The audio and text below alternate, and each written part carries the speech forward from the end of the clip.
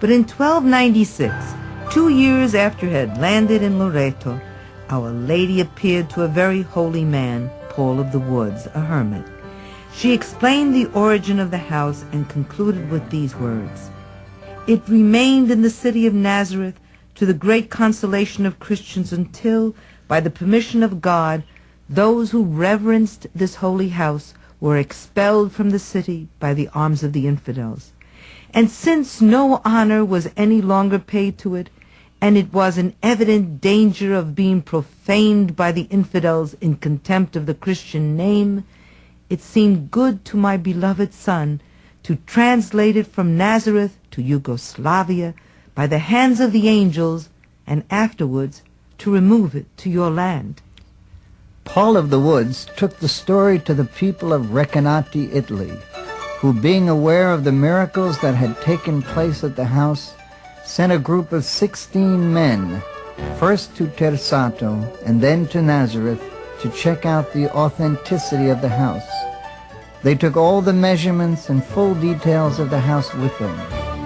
The people of Tersato verified that indeed the house had had walls of a reddish-colored stone and were about 16 inches in thickness. When they had measured the copy that had been built in remembrance of the holy house, they discovered that it measured the same as the holy house in Loreto, 31¼ feet long by 13 feet 4 inches wide by 28 feet high. They spoke of the one door, which too was 7 feet high with a 4½ foot wide opening. There was one window. They spoke of the earthenware vessels that the Italians too had found in the house. Their description of the Holy Mother and the infant Jesus could not have been more perfect. The investigators went on to Nazareth. There they would discover whether the house was that of the Annunciation or not. The measurements were exactly the same as those of the house in Loreto and the one that had been in Tersato. After a period of 6 months, the investigators returned and affirmed the authenticity of the house. In the years that followed, more inquiries were made. They found coins of that area and period. Stones and soil used for the grouting of the house were found to be identical with those in Nazareth from that level of civilization. For us as pilgrims, the house of Loreto is the scene of the Annunciation. It was here that the angel Gabriel appeared to Mary and proclaimed she was chosen to bring the Son of God into the world. It was in this room that she would give that big yes that would change the course of the world. As we lean against these walls she brushed against, as she tended Jesus and his adopted father, St. Joseph, we dare to ponder what yes the Lord might be asking of us. Mary kept the plates and cups from which they ate inside the cupboard. Here in this holy house we can almost touch her as she goes about her duties as a wife, a daughter, and a mother. We could spend days at this shrine just meditating on the importance of this house in our lives as we dare to dream and walk through the 30 years Jesus spent here. The holy house became a popular place for pilgrims. A traffic problem developed. There was just one opening at the side of the house. When the pilgrims tried to exit, they would have to fight to get out because of the crowds trying to get in. Many were nearly crushed. Pope Clement VII decided to close the original door and have 3 doors built. He commissioned a famous architect to do the job. There may have been a problem, however, in that no one asked Our Lady for permission.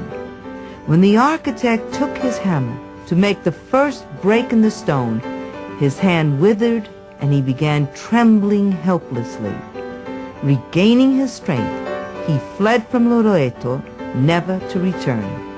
After this, no one would go near the job. When the situation looked the dimmest, a cleric named Ventura Barino volunteered to do the job.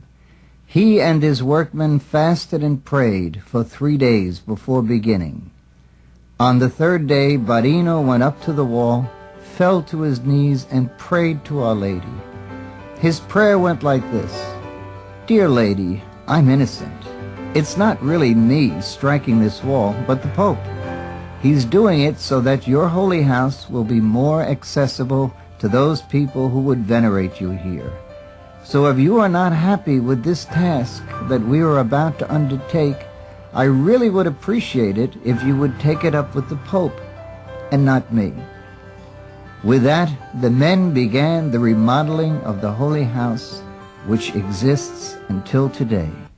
Because of the large number of pilgrims, certain precautions needed to be taken. They'd have to brace the structure to be able to support the weight of the pilgrims. In addition, they'd have to preserve the holy building from the weather. So they covered it with a brick wall. But after the work was completed, the wall separated from the holy house. In the excavations beneath the house, there's enough room for a boy to walk between the house and the wall they'd built. You can also see that the house does not, till today, rest on a foundation. A bishop from Portugal visited the shrine at Loreto and thought it would be a terrific idea to take a stone out of the wall, bring it back to Portugal, and build a church in honor of Our Lady of Loreto. The priests at the shrine refused, however the Pope gave his permission. The bishop left his secretary in Loreto to remove the stone while he went to Trent. He removed the stone and began his trip to rejoin the bishop in Trent. The bishop suddenly became ill. As the secretary advanced closer, the bishop became more ill. By the time the secretary arrived, the bishop was near death. The bishop sent word to the local nuns to pray for his recovery. 2 days later, he received word. Our Lady says, if the bishop wishes to recover, let him restore to the Virgin what he has taken away. The bishop and secretary were stunned. There was no way the nuns could have known except through Mary. The secretary left immediately for Loreto with the stone. As he got closer to Loreto, the bishop's health became better.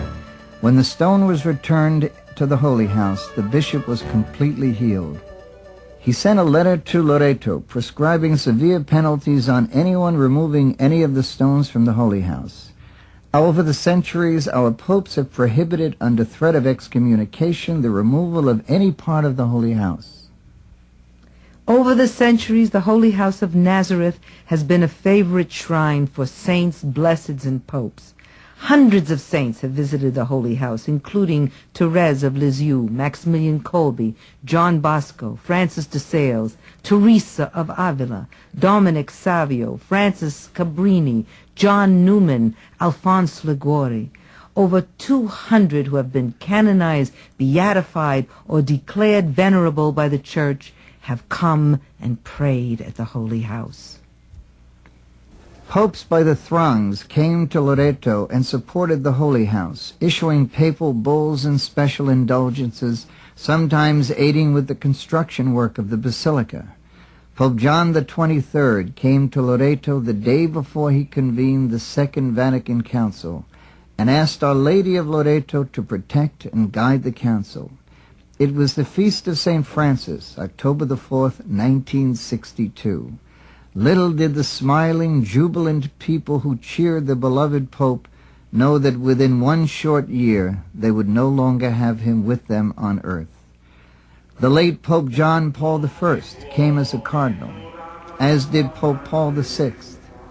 Pope John Paul II has come as Pope twice to the Holy House.